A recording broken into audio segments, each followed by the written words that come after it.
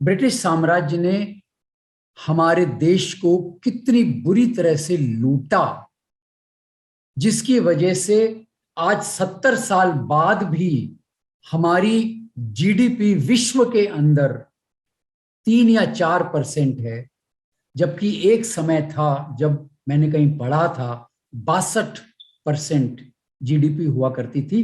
विश्व की जीडीपी की भारत की जीडीपी 62% हुआ करती थी। 62% थी वो मुगलों के जमाने में। अकबर जिस समय राजा हुआ करता था उस समय मैंने सुना है, मैंने ऑथेंटिक मैं नहीं कह सकता हूं, लेकिन मैंने सुना है कि 62% जीडीपी थी। और अकबर उस समय के लाखों रुपए स्वर्ण के रूप में मक्का भेजा करता था, क्योंकि वो चाहता था कि मक्का से उसको एक रिकॉग्निशन मिल जाए कि मैं खलीफा डिक्लेयर हो जाऊं। मुसलमानों के अंदर एक खलीफा डिक्लेयर हो जाना एक बहुत बड़ी बात हुआ करती थी। खैर, अकबर को छोड़ के हम आते हैं ब्रिटिश साम्राज्य के समय। उन 1700 के अंदर, जिस समय औरंगजेब का जो राज्य था वो समापन की तरफ हो रहा था, 1706 में उसकी मृत्यु हो गई थी। भारत की जीडीपी 27% थी विश्व की जीडीपी से, और 1800 तक के आते आते भारत की जीडीपी 23% रह गई थी। ज्यादा गिराव नहीं हुआ, परंतु उस समय ईस्ट इंडिया कंपनी यहां पे ट्रेडिंग करने के लिए आ गई थी। जहांगीर के समय से ही उनको ट्रेडिंग के लिए परमिशन मिल गई थी, परंतु औरंगजेब के बाद जो वीक राजा हो गए हमारे, उनकी वजह से बहुत सारी जगहों में, मैंने इसके बारे में पहले चर्चा की हुई है, बहुत सारी जगहों में उनको राजस्व की प्राप्ति हो गई, और राजस्व उनको कलेक्शन का जो मिल गया, वर्चस्व मिल गया, उसकी वजह से उन्होंने तरह तरह के कर लगाए हमारे लोगों के ऊपर, हमारे किसानों के ऊपर, हमारे व्यापारियों के ऊपर, हमारे जमींदारों के ऊपर। और उसकी वजह से वो सारा का सारा धन जो है वो उठा के इंग्लैंड ले गए, और उसकी वजह से हमारी जीडीपी 27% से 23% आ गई। 1800 से 1947 तक आते आते हमारी जीडीपी कुल 3%, विश्व की जीडीपी से 3% रह गई। ये जो 150 वर्ष के अंदर ब्रिटिश ने बुरी तरह से हमारे देश को लूटा, और जब ये यहां से छोड़ के गए तो 90% हमारी जो पॉपुलेशन थी, 90% पॉपुलेशन जो थी वो पॉवर्टी लाइन के नीचे थी। विश्वास करने वाली बात नहीं है, विश्वास करने वाली बात समझ नहीं आती है। 90% पॉपुलेशन पॉवर्टी लाइन के नीचे थी जब ब्रिटिश यहां से छोड़ के गए। सारा का सारा वो कहां से लूट के गए? या तो टैक्सेस या रिसोर्सेज, हमारे रिसोर्सेज को भी वो यहां से उठा के ले गए। ये दो तरीकों से उन्होंने हमारे देश को बुरी तरह से लूटा।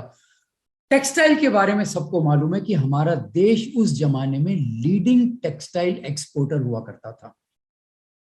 ढाका का मसलिन, मुर्शिदाबाद का मसलिन, सबको मालूम है कितना महीन मसलिन हुआ करता था उस समय में, जो बोलते हैं कि एक अंगूठी के छेद में से पूरा का पूरा कपड़ा निकल जाया करता था। इतना महीन मसलिन हमारे ढाका में और मुर्शिदाबाद में बनाया जाता था, और ये सारा का सारा एक्सपोर्ट हुआ करता था। रोम के अंदर तो लोगों ने ये तक बोलना शुरू कर दिया था कि हमारा सोना और चांदी समाप्त हो रहा है, क्योंकि भारत के कपड़ों की खरीदारी करने के लिए हमारे सोना और चांदी से जो हमको क्रय करना पड़ता है वो सारा का सारा भारत चला जा रहा है।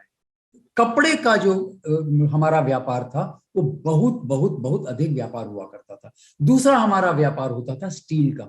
भारत का स्टील उस जमाने में कॉटेज इंडस्ट्री और मीडियम स्केल इंडस्ट्री में बनता था। जैसे आज बड़ी बड़ी स्टील इंडस्ट्रीज लगी हुई हैं, वैसा स्टील नहीं बनता था। और भारत का स्टील जो है वो विश्व में सबसे बढ़िया स्टील माना जाता था। 200 वर्ष में 200 वर्ष में ब्रिटिशों ने इतना माल लूटा, इतना माल लूटा कि बोलते हैं कि आज की वैल्यू में 45 ट्रिलियन डॉलर्स इसको रुपए में कन्वर्ट करेंगे तो कहां जाएंगे पता नहीं है। 45 ट्रिलियन डॉलर्स आज की वैल्यू। जो बोलते हैं ब्रिटिश का जो बजट होता है, उनका जो जीडीपी होता है, उससे ये कई गुना था। मतलब आज की वैल्यू उससे कई गुना है। ब्रिटिश का जो जीडीपी है उससे कई गुना वैल्यू उन्होंने ऑलरेडी लूट के यहां से ले गए। रिसोर्सेज की अगर हम बात करते हैं, सबको मालूम है चर्चिल ने एक फेमिन क्रिएट किया था, मैन मेड फेमिन था हमारे बंगाल बिहार सारे एरिया के अंदर। क्या हुआ था, सारा ग्रेन वर्ल्ड वॉर 1 के बाद, वर्ल्ड वॉर 2 के बाद सारा ग्रेन यहां से उठा के ले गए। इसलिए नहीं था कि उनको ब्रिटिश के सोल्जर्स को फीड करना था, इसलिए था कि उनको अपना स्टोर हाउस कैपेसिटी क्रिएट करनी थी कि हम यहाँ पे जमा करके रखेंगे, तो भविष्य में यदि कोई युद्ध होगा, भविष्य में यदि ब्रिटेन कहीं पे इन्वेड करेगा, तो उसके लिए हमारे पास एनफ ग्रेन होना चाहिए। नील की खेती के बारे में सबको मालूम होगा शायद। चंपारण का जो एक आंदोलन हुआ था, जो गांधी जी ने 1917 या 1918 में चंपारण का आंदोलन उन्होंने किया था। चंपारण के किसान, और चंपारण तो बिहार में पड़ता है, लेकिन बंगाल के किसान और बिहार के किसान, चंपारण खास इसलिए कि आंदोलन चंपारण में हुआ था। बिहार के किसान और बंगाल के किसानों को कंपल्सरीली 3 कट्ठा हर एकड़ में जमीन, हर बीघा में, 1 बीघा में करीब करीब 20 कट्ठा माना जाता है, तो 15% अपनी जमीन का उनको नील की खेती के लिए कंपल्सरी करना पड़ता था। अगर वो नहीं करेंगे तो उनकी खेत की नीलामी हो जाएगी, उनका खेत जब्त कर लिया जाएगा। उस नील की खेती से क्या होता था कि वो जमीन तो खराब हो ही जाती थी, परंतु उसके साथ साथ जो किसान की आसपास की जो जमीन थी, अंदाज मान लीजिए और 15% या 20%, तो 30 से 35% जमीन किसान की जो है वो ऐसी खराब हो जाती थी कि उसके अंदर किसान नील की खेती के अलावा कोई दूसरी खेती कर ही नहीं सकता था। सस्ते दामों में ब्रिटिश नील खरीदते थे, वहां जाके वो कितने महंगे दाम में बेचते थे वो तो सब जानते हैं। तो नील की खेती से हमारे रिसोर्सेज गायब हो गए, क्योंकि किसान की जमीन खराब हो गई, किसान और कुछ खेती नहीं कर सकता था। तो ये हमारा बहुत बड़ा रिसोर्स था। उस समय में किसान की पॉपुलेशन बहुत लार्ज, मेरे ख्याल में 60-70% हमारे जो लोग थे वो किसानी किया करते थे। तो ये हाल था नील की खेती का, ये हाल था ब्रिटिश जो हमारे रिसोर्सेज लूट के चले गए। लोग बोलते हैं ब्रिटिश ने जो यहाँ पे रेलवेज बनाया, बहुत अच्छा डेवलपमेंट किया भारत के लिए। सच्चाई वो जानते नहीं है वो लोग। सच्चाई ये थी कि भारत के रिसोर्सेज को यहां से ले जाने के लिए ब्रिटिश को पोर्ट्स में सामान भेजना पड़ता था। उस समय हवाई जहाज नहीं थे, पोर्ट्स पे सामान भेजना था, और पानी के जहाजों से वो सामान जो है वो ब्रिटेन जाया करता था। और इनको पोर्ट्स तक पहुंचाने के लिए रेलवे डालना बहुत जरूरी था। उन्होंने अपने लिए, अपने काम के लिए रेलवेज को डाला था। ये सारा का सारा आरंभ कहां से हुआ? ये सारा का सारा आरंभ हुआ क्लाइव से, जो पहला ईस्ट इंडिया कंपनी का जो पहला यहाँ पे गवर्नर था। वो गवर्नर बोलते थे कि गवर्नर जनरल बोलते थे, जो भी था वो पहला व्यक्ति था। वो इतना उसने भारत के लिए लूटा, एक तो कंपनी के लिए लूटा, दूसरा उसने अपनी निज की वेल्थ के लिए लूटा। बोलते हैं जब वो रिटायर होके गया तो ब्रिटेन का जो राजा का परिवार था उससे छोड़ दो तो ये ब्रिटेन का सबसे रिचेस्ट व्यक्ति माना जाता था।